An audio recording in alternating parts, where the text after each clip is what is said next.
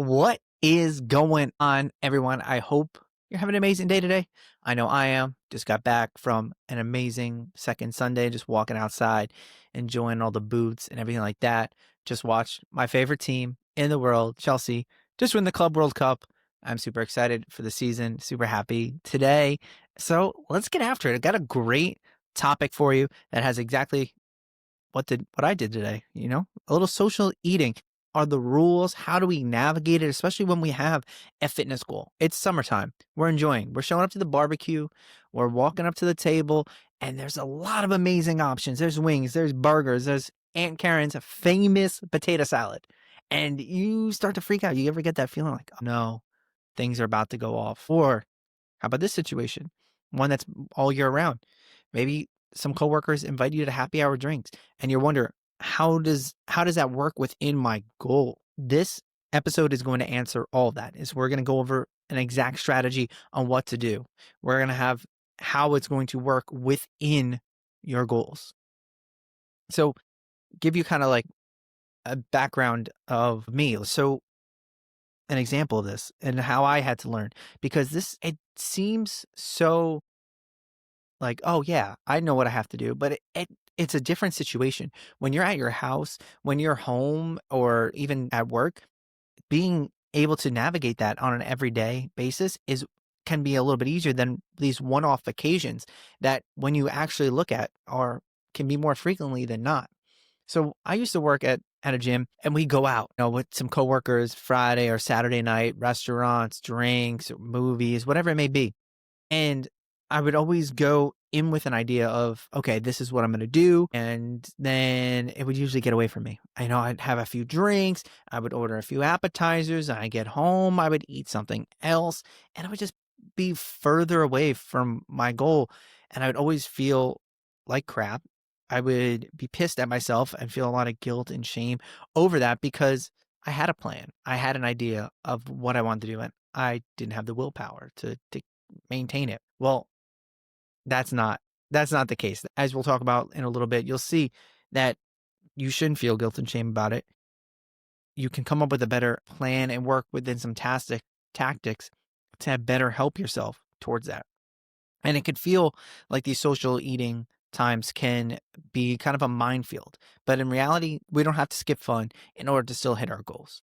Let's get after it. And at the end of the day, there are going to be times where the situation is going to change. There is going to be tempting foods. There's going to have these feelings of, okay, is this going to push me further away from my goals? Is this going to help me? And this is just another point in your journey where you want to kind of have that curiosity mindset, thinking about, okay, what does fun look like to me? And how do I have fun while staying on track? And being able to understand, like we talked about in the last episode with reframing our setbacks. One meal isn't going to set us up for failure if we understand where that meal and that event falls within our plan. So is this going to be a meal where maybe I'm going to indulge a little bit more? And can I maybe adjust my calories accordingly?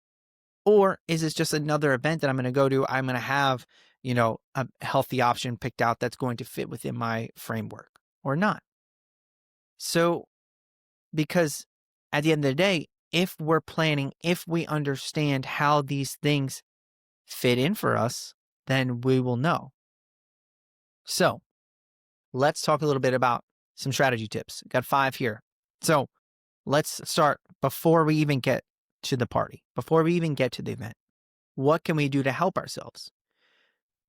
If you want to stay exactly within your goals and you're afraid, like me, you would just go to a family event and you would just eat anything in sight. You would just eat all these foods and you're like, okay, that doesn't make me feel good. Have a high protein snack before you go. Something like Greek yogurt, maybe a sandwich or just some chicken and rice, something like that. Something that's going to fill you up and make you feel good to help you prevent that temptation to overeat. If you're already feeling a little full, you're less likely to go after something that you've already decided to yourself that you're not having. I would, again, highly suggest if you do just having some snacks available, like a protein bar, a protein shake, just to help keep yourself a little full if you know that that isn't an option. So, like, if you're going to happy hour after work and you're like, I don't want to get an appetizer, I don't want to get dinner, I don't want that as, somewhere to put me. Eat something beforehand. Have a snack that fits your goals that's going to help you get there.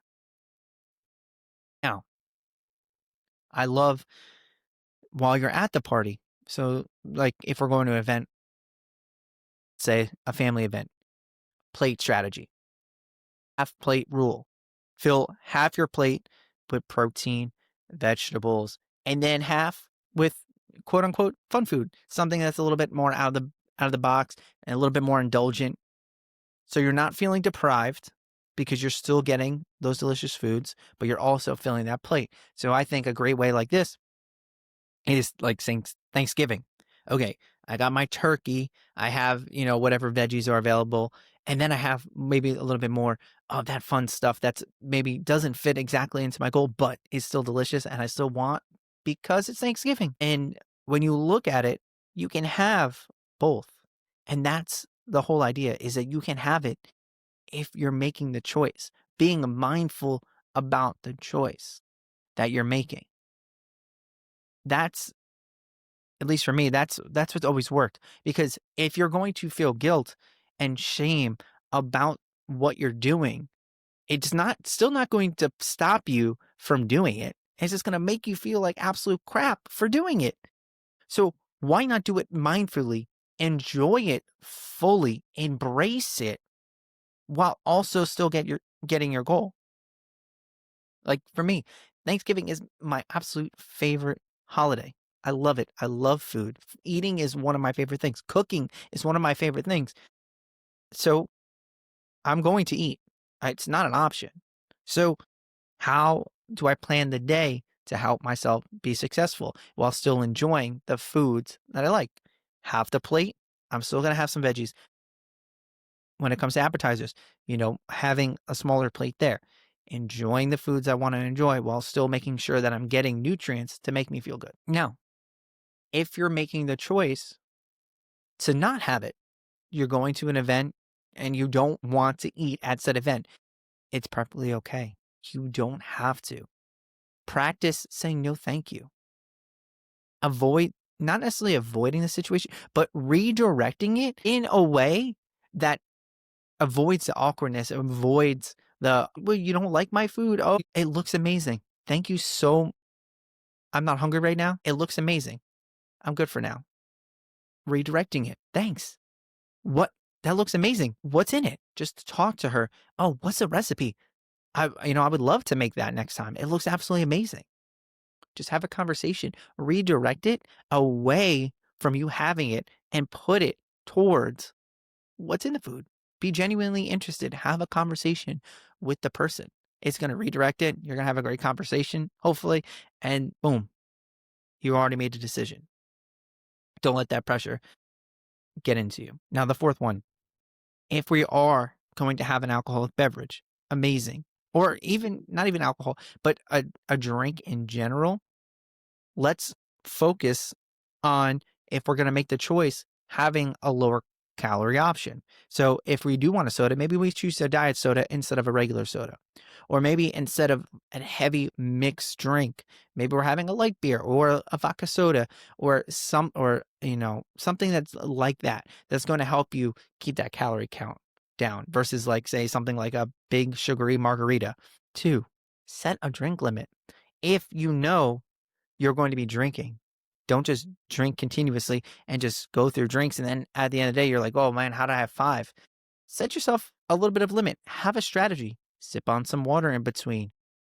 Get yourself in a routine to feel good, feel great, understand where it fits within your goal while still being able to enjoy that drink. And then a great way, if you don't like, have that mocktail, have that sparkling water with lime, or even if you want to look like you're having a mixed drink, have that sparkling water with lime with a little bit of cranberry. There you go, and it looks like you're having a drink.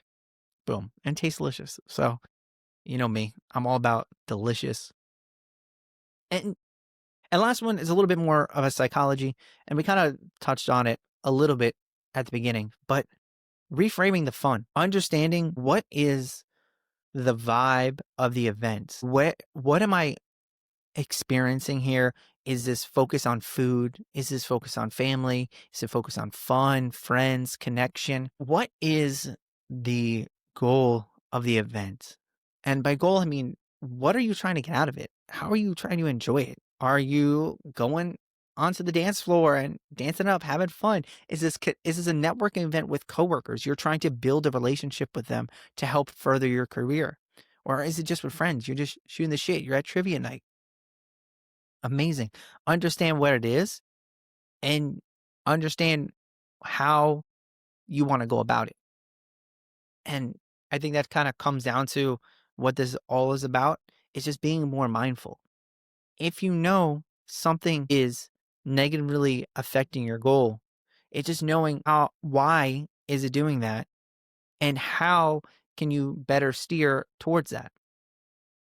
Because at the end of the day, we know that these events are going to happen. Unless you're staying at home all day, every day and not doing anything social, then you're not going, like, you're going to be in an event where there's going to be food, there's going to be alcohol. You have to understand, where does that fit within my goals, fit within my life, and make that decision and understand that it's okay if some people are bothered by it. That's okay. This is my goal. It's for me. You can have fun. You can eat what you want. You can drink what you want. I'm choosing that myself as well. Make the choice for yourself. Don't let others make the choice for you. Don't let others pressure you into something that you don't want to do. And you can be upfront about it. If you're going to an event and you're talking with someone and you're like, well, I'm not drinking today because it doesn't fit within my goal. That's okay. That's amazing. I'm working towards this. This is what I have. This is what I'm doing. Awesome. And just leave it at that. There's no judgment. There's nothing it really doesn't matter what other people are doing, because it only matters what you're doing. And if they're going to keep continuously pressure you, maybe that's just an understanding of that's how that relationship is. And maybe that's not something you need to pursue, at that time. Now, I want to touch a little bit more about that feeling shame, that guilt, being upset about one meal. And we've talked about it in a previous podcast. Don't remember which one, but one meal does not ruin progress. One meal does not, most times, unless you're having like a 7,000 calorie meal, which is definitely possible and probably easier than you think it is. But we're going to exclude that option right there. We're going to go with the idea that one meal isn't going to ruin progress if we don't let it. Understand that we know that we can be a little bit out of bounds of our diet.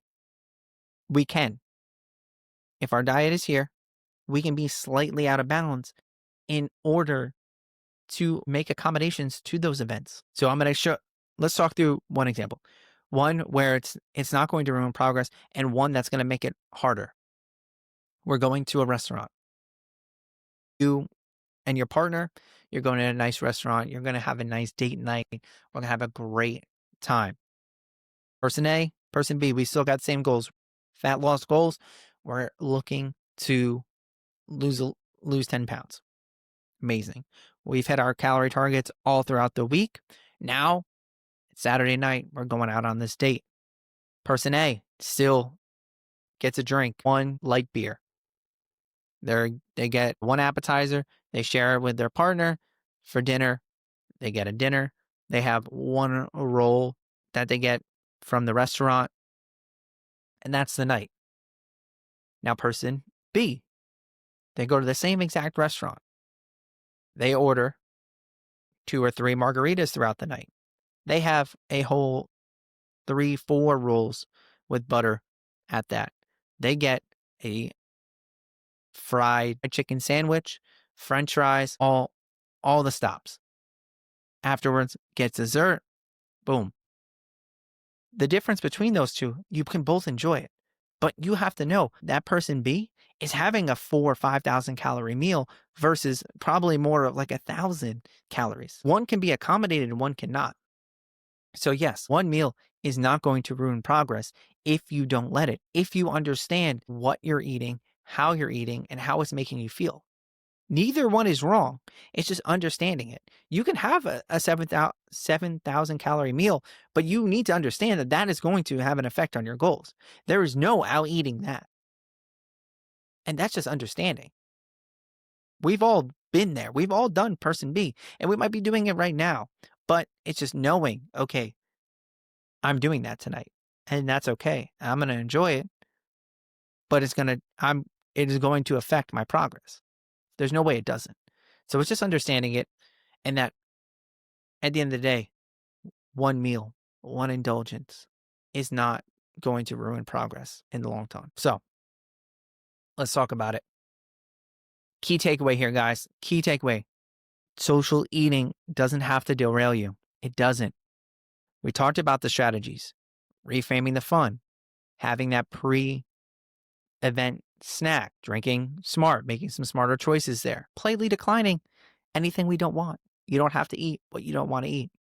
And have that strategy when it comes to constructing our plate within the meal. We don't need to have guilt. Life is, again, I'll say this every time, life is too short to feel guilty about the food you eat.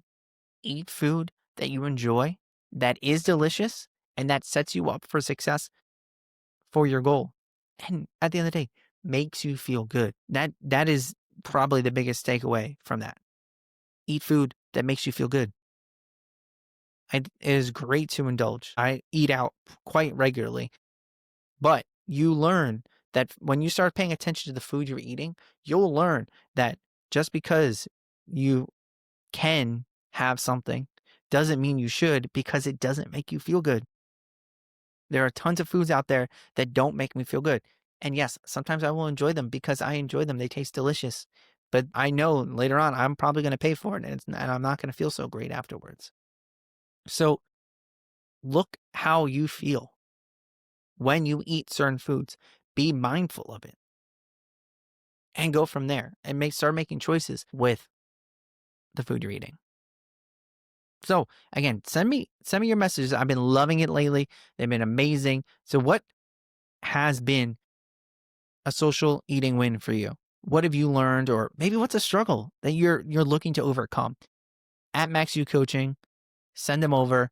I love to talk you through it, and let's keep getting after it, guys. Let's keep it simple, stay strong, laugh often, and let's have a great time. Peace.